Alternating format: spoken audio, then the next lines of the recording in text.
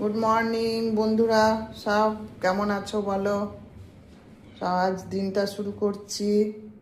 আজকে ব্রেকফাস্ট বানাচ্ছি চাউমিন। তো চাউমিনে কি কি দিচ্ছি তোমাদেরকে একটু দেখিয়ে দিই।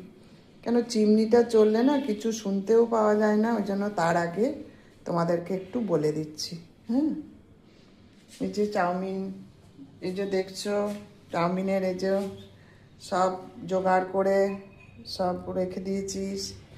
চাউমিনের এই যে সাদা কড়াই চাপানো হয়ে গেছে।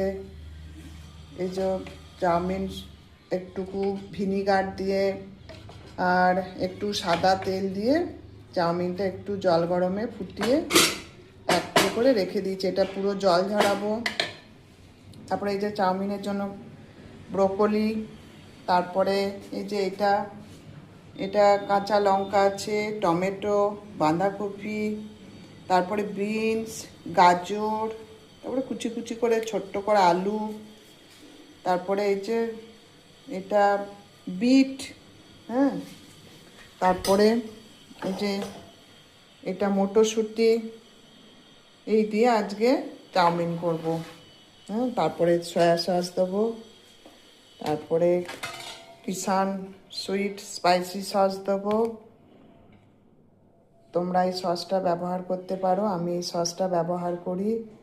হ্যাঁ, খুবই ভালো সস, খুবই টেস্টি আছে।